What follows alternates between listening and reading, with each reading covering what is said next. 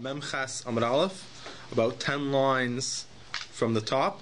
The first word on the line is V'hasara, and we're up to the second last word, Amir Rabbi Bar Chama. It's a continuation of the previous DAF, where there was machlekes between Rav Chizda and Rabbi regarding the topic of Hoyel. Meaning, could a person say on Yom Tif that you're not allowed to cook on Yom Tif unless it's for the need of Yom Tif? But so, could a person say, I'm going to cook on Yom Tif even though I already finished my meal, because maybe guests will come? And even if you know the guests aren't going to come, but since guests theoretically could come, therefore you should be able to cook on Yom Tif. So Chizda says, unless you know for sure guests are coming, you're not allowed to cook. You cannot say, maybe they'll come, or theoretically they can come, and therefore I should be able to cook on Yom Tif. Rabbi says, no, you could say, that since guests could come, therefore you're allowed to cook on Yom Tif even once you have already finished your meal, and you do not know if guests are actually going to come. So now, in our Gemara, we're going to try to say that this machlekes of Rabbi and Rav Chizda is really a previous machlekes of Tanaim. So Amir Rabbi Bar Chama. So Rabbi Bar Chama said, Had Rav Chizda v'Rabba, this machlokes of Rav Chizda and Rabba is the machlokes to Rabbi Eliezer v'Yeshua. This is the machlokes of Rabbi Eliezer and Rabbi Yeshua. We had this earlier. If you remember that it was on Pesach, if a person is making challah and he has a big, large amount of dough, and he's going to be making a lot of challahs from it. So the problem is he has to take off, and the challah is tameh.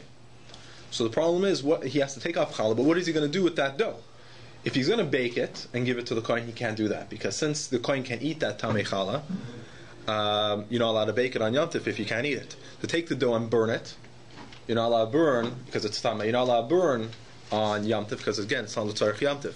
And just to let it rise by and just not to do anything with it, it's going to rise and it's going to turn into chametz. So what are you supposed to do with it? So we had a machlekes earlier on that. So Rabbi Eliezer says that you should just bake everything. What? You should bake all of the challah, Rabbi Eliezer says, and once you're finished, you could take off one challah and say this is going to be one loaf of bread, and this will be the challah for all the other loaves. So right?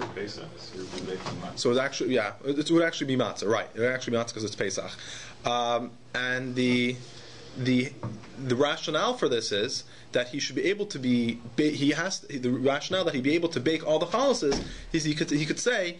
Each one of these challahs by themselves each one of these things of matzah by themselves. I'm able to take a little bit of challah off of it. So therefore, I'm just going to bake them all together, and once I'm finished, I'll just take off one matzah at the end for all of them. Therefore, the problem is baking it. How could he bake it if he knows that one of these matzahs are going to be designated for challah, which you're not going to eat? So the answer is because you could look at each individual loaf. Each individual loaf, theoretically, he could take off a little piece at the end. You're allowed to bake each one because you're going to eat it, except for a little bit, which is fine. Since he could have taken off a little bit from each one, Eliezer says, since he's able to take off a little bit from each one, he could just bake them all, and instead of taking off a bit from each one, he'll just take one for all of them. While Yeshua says you can't do that. Yeshua says you're not allowed to do that because you're going to have one loaf, which is not going to be used for Yom Tif. Rather, Rabbi Yeshua says you just let the dough turn into chametz, and it's not a problem because since the dough doesn't belong to you, right? It says lo yolacha, you cannot own it. This doesn't belong to you. It doesn't really belong to anybody. Therefore, it would belong to Gavoa. It would not be a problem of chametz on Pesach. So Rabbi Yeshua does not have a hoyel. He says you cannot say since I could have taken off from each small one. He says you just got to leave it on the side, that dough, and let it turn to chametz. So the Rabbi Eliezer Rabbi Eliezer says we do say hayal. Well, Rabbi Yeshua savar lo yamrinan hayal. Rabbi Yeshua says we don't say hayal in order to permit you to have the malach on Yom Tif. Okay, so this would be the machlekes. Rabbi Chizda would be like Rabbi Yeshua, and Rabba would be like Rabbi Eliezer. So Amar Rav Papa. So Rav Papa says Dilma. Rav Papa says no. Dilma Atkan like Rabbi Eliezer Hasan Demrina Hel. He says maybe Rabbi Eliezer only holds by the Tamei Matzis that you're able to say Hayol. Over there is a special case. Because when he was taking those loaves and putting into the tanner, each one he was able to remove a little part of it for the mitzvah of challah. So therefore, since he could have literally done it, you could say hayal. Even if he doesn't do it, he says, since I could have taken a little bit, that would fulfill my obligation. But in the case of Yom Tif, When you're cooking, you're not cooking for yourself because you already ate. You're cooking for guests. But guests, you don't know if they're going to come. It's completely out of your control if guests are going to come or not.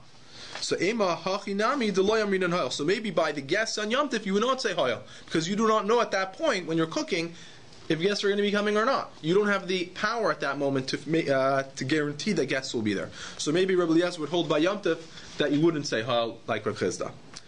Amr Rav Shisha Breda of Idi Bildil he says he also says maybe you can't say this, but he looks at the other hand. Adkan like Rabbi Yeshua Hasam the Lamrin Hoil. He says maybe Rabbi Yeshua says you can't say hoil only regarding tamei matzahs on Pesach.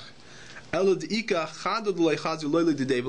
there's one loaf at the end of the day. When you look at the end situation, you're going to have one loaf that you baked, which is not going to be used by him, and it's not going to be used by any guests. Even though theoretically, again, he could have taken off a little bit, but at the end of the day, you look at it, there's one loaf which is not going to be used by anybody. So it comes out that you baked on Yom Tif a loaf which is not going to be used for Yom Tif. But over here by Yom Tif, the food is able to be used by Orchim. Maybe we don't know if Orchim are going to come or not, but every pot of food that you're going to be cooking, the guests are able theoretically to eat from it. Therefore, maybe by Yom Tif, Rabbi Yeshua would say, you could say Hoyo like Rabbi. Fine. So maybe over here you would be able to say Hayal. So Amru Rabbanan K'mei Rabbi Yirmiyah. So Rabbanan said this in front of Rabbi Yirmiyah, Rabbi Zera, in front of Rabbi Zera. So Rabbi Yirmiyah Kibla. Rabbi Yirmiyah liked this farce, enjoyed this farce machlekes regarding to say that the machlekes Rabbi Eliezer and Rabbi Yeshua is based on Hayal. But Rabbi Zera loy kibla. But Rabbi Zera did not accept that this is machlekes between them, that Rabbi Eliezer holds of Hayal and Rabbi Yeshua does not hold of Hayal. So Amalei Rabbi Yirmiyah Rabbi Zera. So Rabbi Yirmiyah tells Rabbi Zera, again, Rabbi Zera is the one that doesn't hold of it. Milsa de kashalan va'asya kamishni. He says that we had this question for many years. But my pliki Rabbi Eliezer Rabbi Yeshua. What is the machlekes of Rabbi Eliezer and Rabbi Yeshua? Because if you look at Rashi, Milsa de Kashalan. So what was the question that they had with Machlokes Rabbi Eliezer Rabbi Yeshua? So he said earlier, the B'toivas Hana, Mammon Leika. We wanted to say earlier that Machlokes Rabbi Eliezer Rabbi Yeshua was regarding Toivas Hana, meaning because since the person can give the challah to whoever he wants, that has a certain value to it, right? So according to Rabbi Eliezer, the chametz belongs to you, right? So if you leave the challah to just, if you just take the dough and leave it on the side, according to Rabbi Eliezer, and you just let it turn into chametz, you actually own that chametz because you have a certain hainah because you can give it to whoever you want. Therefore, Rabbi Eliezer says you have to bake it, and you designate one as challah afterwards. Rabbi Yeshua says, toivas hana, this that you're able to give it to whoever you want is not considered money. It's not considered any money, and therefore you could you just let it rise, take off the dough and let it rise and let it turn into chametz because it doesn't belong to you either way. So just explaining the machlekes like that wouldn't help. You cannot say the machlekes is just regarding taivas hana mammon. Because even if you do hold Taivas Hana is Mammon Rabbi Eliezer, if you're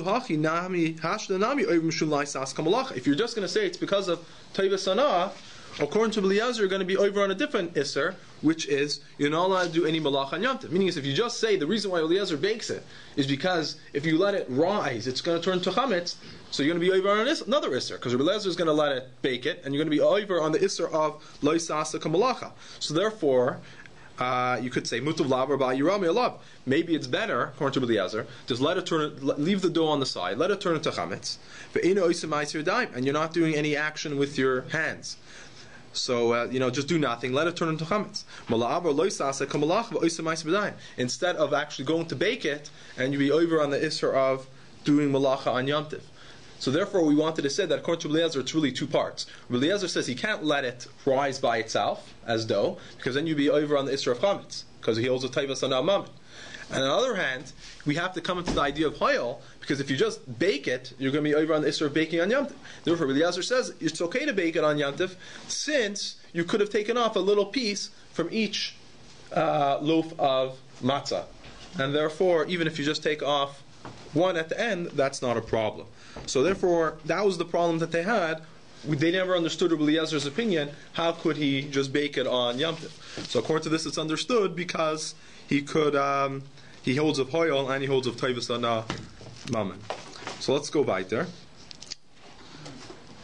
So Hashta, he says now Amur Mishmei de Gavrab. We said this explanation in the name of a great person.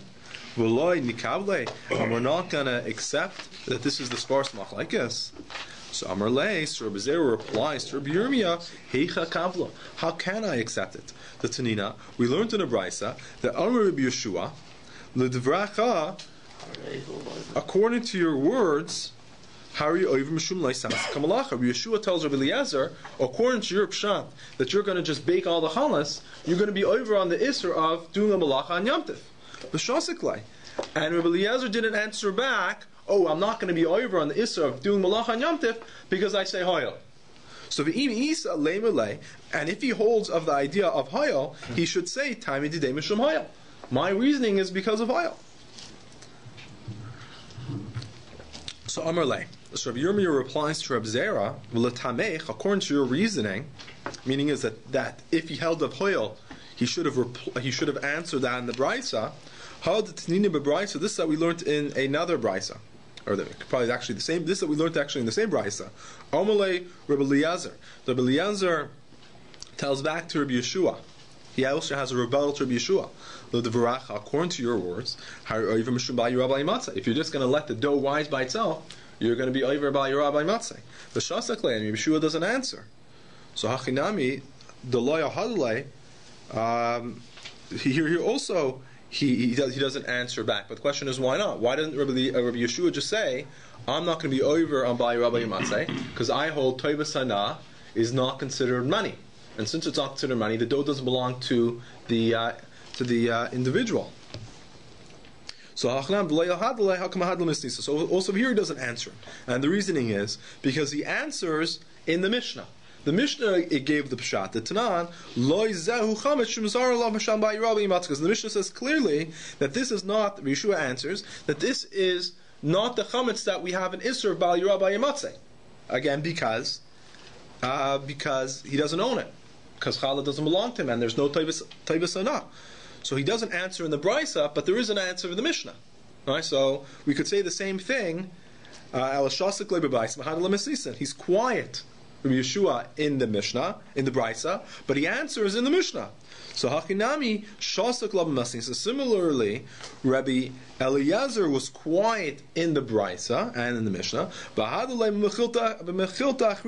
and he answers Rabbi Yeshua's issue that you're going to be over on the issue of cooking on Yom Tif or baking on Yom Tif in a different brisa, in a different mechilta, where he answers that it's because of Hoyel.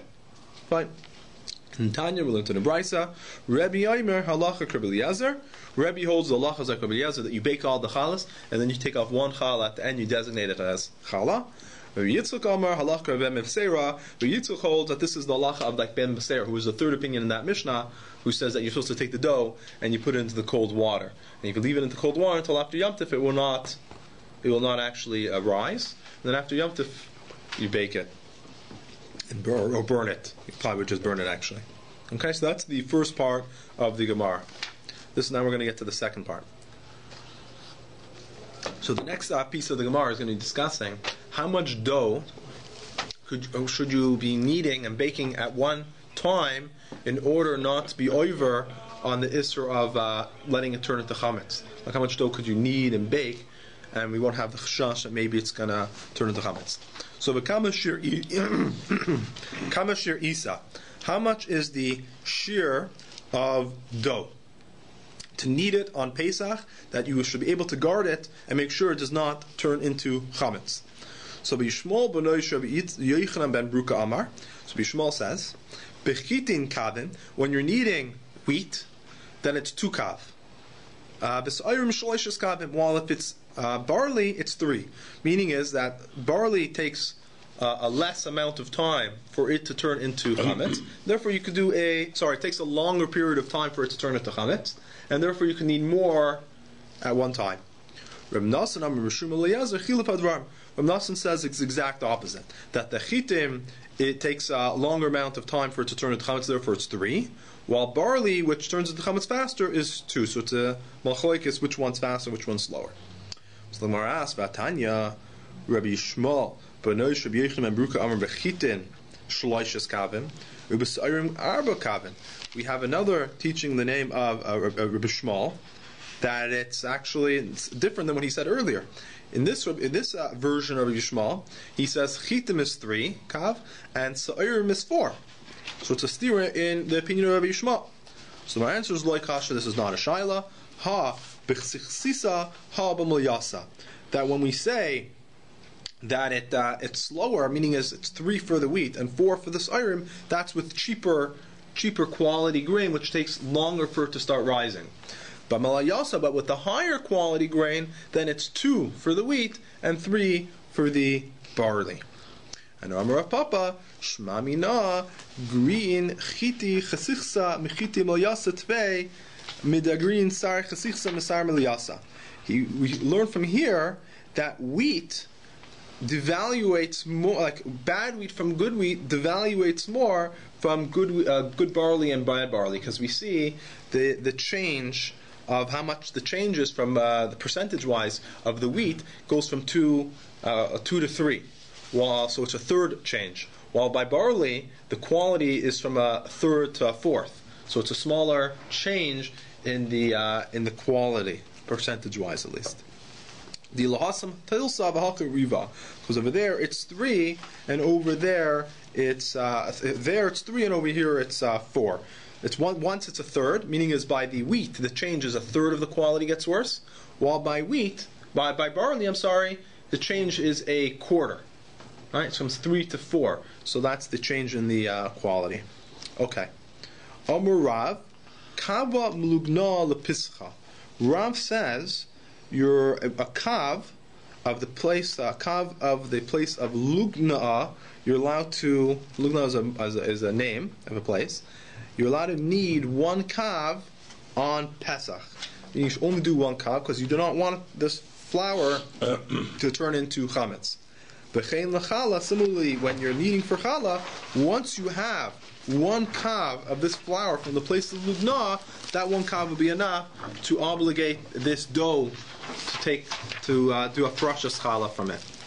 So the Gemara asks, it says in the Brisa, actually a Mishnah about Tanan, Chameshes Revoin Kamach Oid Chayav Machala. It says that 5 quarters and a little bit more are chayav in challah. So it wasn't just 1 kav. It was 4. It was 1 and a quarter, and a bit more of a quarter is chayav in challah when you're by flour. So it's a higher share. Meaning is if you only have 1 kav, you'd be patur from challah. The only time you'd be chayav is when you have 1 kav plus a quarter. So it's a stira. So haki kamar. So the answer is kav b'lugmina nam yahai shirka. He says the kav for lugmina is that shear. That is exactly the same shear. Meaning is they had a larger shear in that smaller cup type. Right. So in the Brisa they had a smaller kav type. Over here they had a higher kav. It was a larger shear. Okay. Amar of Yosef Hani Nashe Didan Nahug the Mipa Kapiza Le Pischa. Rabbi Yosef says our women, they are very machmer, and their minig is to need only 3 lugin at a time for Pesach. A kav has 4 lug, so they only would do 3 lugin. Meaning is they'd only need at a time 3/4 of a kav. So they're a machmer. They even want to do a full kav just in case of turn. I guess just in case they put in more than a kav and turn into chametz, they only do 3/4 of a kav when they would be needing on Pesach. So Amalei Abayis, so Abayis says to Rabbi Yosef, "My diet chumra." You're thinking this is like a good chumra, right? They're only going to do 3 lugim at a time. That's a geshmak chumra, right? Less than a kav, but it's a chamur dasa de kula. This is a chumra that it's going to bring them to also have a kula. Why? To come after the mechala, because the obligation of mechala only comes in when there's a kav. They're only doing 3/4 of a kav, so yeah, they have a less of a chance of turning to chametz, but there's also no mitzvah of chala being done. So it's a chumrah that they're doing also brings a kula that now they're not doing chala.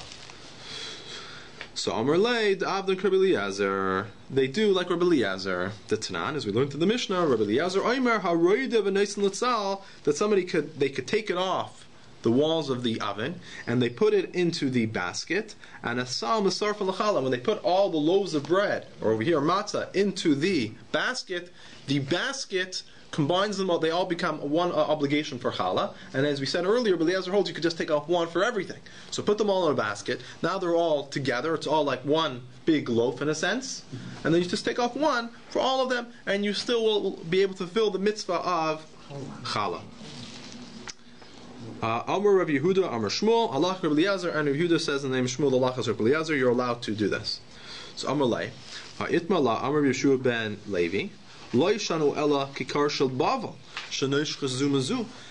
this Rabbi Eliezer only by loaves of bread or loaves of matzah, which are shaped like the loaves of Bavel, which were round, and then when they'd stick them together in the oven pardon me?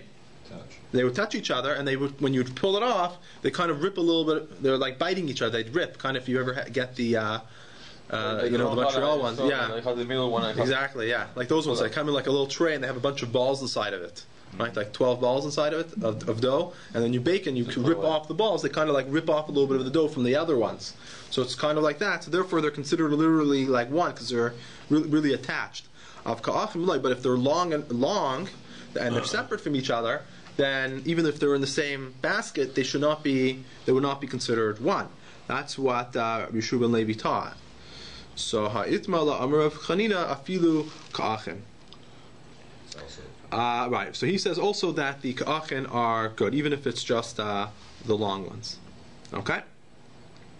Boy Rabbi Yirmiyah tabla she'ein la livduzin mahu.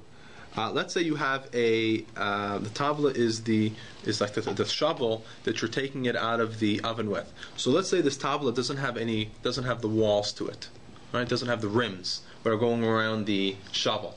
So the question is, the question is, could this be considered like a kli to combine all the loaves of matzah which are inside of this shovel? Do we say all you need is to be inside of a kli, and this is on a kli, right? They're all on a kli, so that could actually combine them all for challah, and you could just take off one from all of them at that point? Or do you say you actually need to be with inside of a kli, in the sense is that there needs to be some type of walls around the kli, and then they're all within it, and then you could take off one? So the Gemara leaves off with the teku. We're not sure if it needs walls or not in order to be considered within a kli. The shape of a shovel usually you could say is like a kli. Right, See, the ones that we have nowadays, the matzah, like the matzah ones, they don't have. If you've ever seen those shovels that they have in the matzah factories, actually they don't have those walls around it, right? It's like a spatula, right? It's like a pizza. Like a pizza one. So the pizza sticks, it will be questionable if that would be enough to be a chayv you in challah to teku. Okay, so the words lashon once l'dmar. it's put into a basket afterwards, and obviously. Right, you do have to do it afterwards, right? Exactly. Okay, Tanya, Rabbi Eliezer Omer, Hatzal Masarfan. Rabbi Eliezer holds a basket will combine all the loaves and make them chayiv in challah. Yeshua Omer Tanu Masarfan. The oven would combine them. If you have a lot of loaves in the oven at the same time, that would actually combine them. And Yeshua ben Gamaliel Omer Kikar Shamavel Shanish Chazuzu Mastarfas. That if you have the kikars of Bavel that are biting each other, that would combine them. But again, not the Achin one, the ones that are long and straight, that would not actually work according to Shimon Gamaliel. If you remember earlier, we said the halacha is like Rabbi Eliezer. So, new Mishnah. Shimon ben Gamaliel Omer Shloish Nashim Lashas Ka'achas. 3 women can knead together, meaning is we have 3 women in a row, and each one's kneading her dough, and they can do it at the same time. And they can bake in one tanner, one oven, one after the other. So the problem over here is, or the chiddush I should really say is, that they're kneading at the same time, but they're only baking one at a time.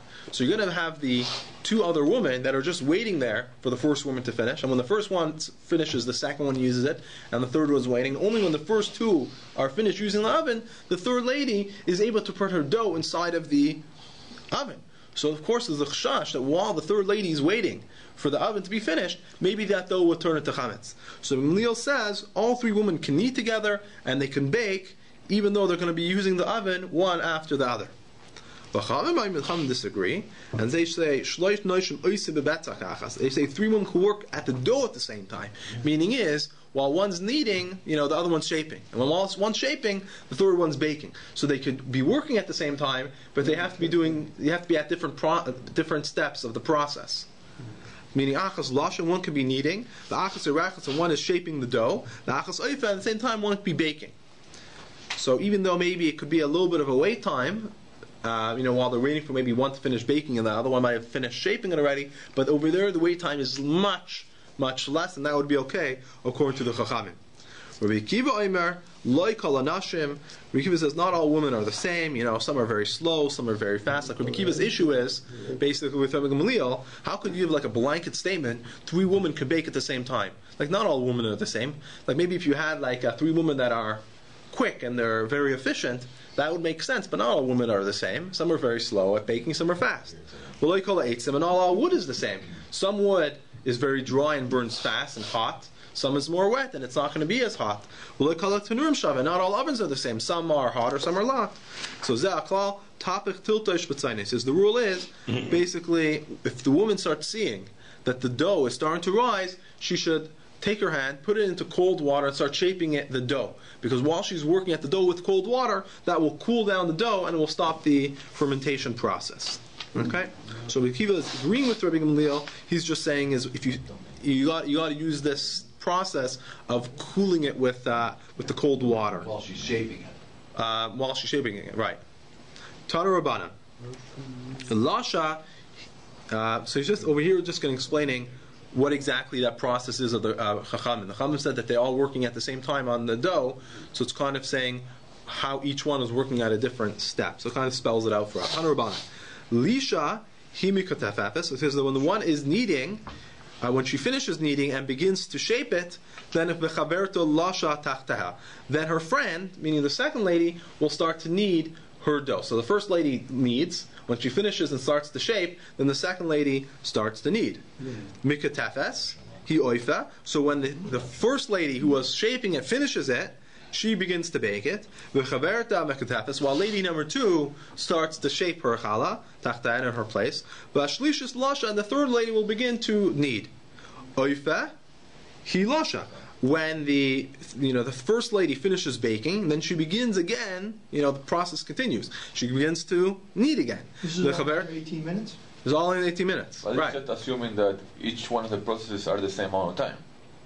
What do you mean? Meaning if like baking takes 10 minutes out of 18, then that whole thing doesn't work. Right, you're saying because it would be if you are like 5 minutes. But otherwise, one is longer than the other one. Yeah, I don't know if that's correct. I mean, I think the chiddush of the Chaim is that even though there might be a little bit of a wait time between each process, but as long as it's still under 18, it would be okay. Right? Even though there is a little bit of wait time, right? Because if it's no wait time, of course it wouldn't be a problem. The problem is there is a little bit of wait time while they're waiting for the friend to finish. First start to knead. Yeah. The others couldn't do nothing. So then why? There's a problem. So then why they go through the travel? So while they're kneading, right? So we're saying is while the first one's kneading, nobody's doing anything. She finishes kneading, the second one starts working, and then when she finishes, the third, and then they continue working. Why I do once know the process because starts. we had a bakery for PES. There you go. Right, so I know the total process. Mm-hmm. So then what? 18 minutes has to be from the kneading right. to bake. Right, exactly, from the kneading. There's also a process of making the little holes, in the matzah. Right. Oh, sorry, no problem. The 18 minutes. Sorry, he was just asking a question. So Yeah. why was it bother the bother to go through the whole process? This one kneading, this one shaping, this one baking. Just say. Nowadays we I don't want do to that. keep it under 18 minutes. They're good. Nowadays we. I think I don't think nowadays we really do that process in the matzah. They bake, they knead, and then they start the process. Instead of going through all the different processes, one start, one finish, one goes. Well, there you have to remember, it wasn't a private guy. You have to keep from beginning to end. Because it wasn't a company like we have nowadays that they're baking their matzahs. It was like one little oven that they had for the village. And therefore, it wasn't that one lady has her hour and a half, and then the next lady comes in her hour and a half. They all did it at the same time. So they want to do it the most efficient way. That while the first lady's working, the second lady's already, once she finishes the first off, the second lady starts, and then the third lady, and when the first one finishes first, she starts again. So it's a continuous process. It's much faster that way. Yeah. The 18 minutes is from the time they start to knead until the time they put it into the oven. It doesn't include the baking time. Okay. I think it is the whole thing, from when they put the water into the flour until it's finished baking, which just takes about a second or two. The baking is really takes a few seconds to bake that thing. More than a few seconds. It's literally just a few seconds. It's so hot and it's so thin, it takes just a few seconds.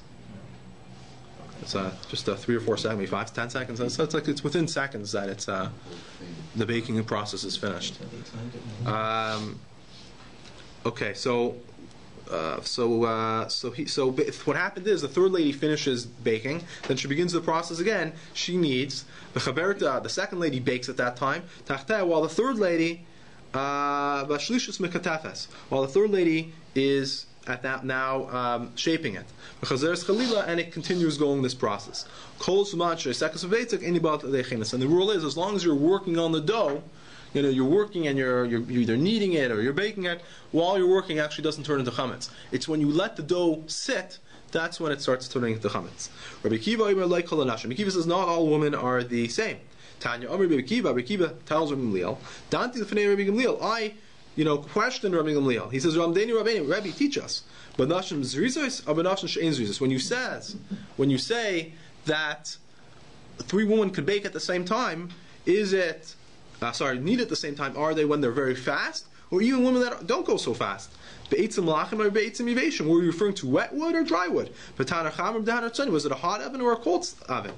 So he tells me, we only have the rule that the Chaim said. Basically, 3 women can do it at the same time. But there's differences between the different ladies. If it starts to blow up, start shaping it again with cold water to slow down the process. Last one. Seir Yisaref. If you have the yeast, over here, we're going to discuss, the seir over here means something which did not turn into chametz completely. So it did not finish the fermentation process. It's in the middle. This is also called chametz noiksha. It's the middle of the fermentation process. You have to burn it. And someone who eats seir is pater. Siduk, but if it already has cracks, if you have to burn it. And if you eat it, you're chayiv kares because that's mamash chametz. So ezauk seir. So what exactly is considered seir that you need to burn it? But if you eat it, you're pater. That's kagarne chagav. That's if you have cracks like horns of the antennas, I should say, of a grasshopper. The idea is that they're not touching each other. Right? You might have cracks, at least minimum of 2, but they're not actually interloping each other. Siduk while siduk means that the cracks are mixed in with each other. Meaning is that they are touching each other, different cracks, so it's a much later process in the chametz. When turning the fermentation process. That is the opinion of Yehuda. So Chaim hold that both of these explanations are that's mamash chametz. Whether it has horns like the grasshopper or the cracks are all mixed in with each other, both of those are chametz gomer and your chayiv kares. So ve'ezeu seir. So what is seir? That you burn it, but if you eat it, you're pater. That's kol shechsifu panav k'anush alnu saraisav. That is someone whose face turns white, like a person who's like frightened, that his hair stands up. So it's like a whitish. So the dough turns white, but it still does not have any cracks on it. So it's white. That means the process started, but it's not farther enough to actually have cracks in. That would be considered seir, and you'd be pater, but you would have to burn it. So Tanu Rabbana, ezeu seir. What is seir? So we say kol shachsifu panav. Seir is if it's like someone whose face turns white, like a person who's frightened and his hair stand up. That is seir. This is again. So this opinion would be like the chachamim of the Mishnah. Siduk and while cracks would be already like a karnei chagavim. Once it has antennas like a grasshopper, that is already considered full-fleshed chametz. Divrei Meir. This is the opinion of Meir, which would be again the same opinion as chachamim in our Mishnah. The Chachamim say, this would be the same as Rabbi Yehuda of the Mishnah, Ezehu seir. What is seir? That's kagarne chagav, that's like the antennas of a grasshopper. Sidik shunis arvim stakim zabizeh. That's when the cracks get mixed in. So that would be like Rabbi Yehuda. And the rule is zabizeh oichle chayiv kares. If you eat either the seir or the tziduk, you'd be chayiv kares. So the Gemara asks, we learned about the seir that if you eat, you have to burn it, but if you eat the seir, you're actually pater. So it's a steer. Over here we're saying if you eat the seir or the tziduk, you're chayiv kares. While the Mishnah we said the seir, you're pater. So Divrei Yehuda. So Ema Meir Zav Eich Lechayv Kars. Say according to Rameir, both of these you be Chayv Kars. Meaning is Rabbi Yehuda mentions, according to Yehuda, if it has antennas, if it has cracks, like the antennas of a grasshopper, according to Yehuda, you're pater, right?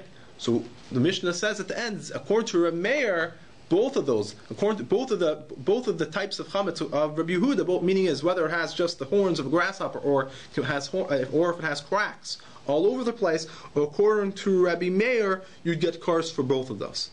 So Amar Rava, my time to Rabbi Meir. What's the reason in Rabbi Meir if it only has cracks like a grasshopper? That's considered chametz gomer. It only has 2 cracks.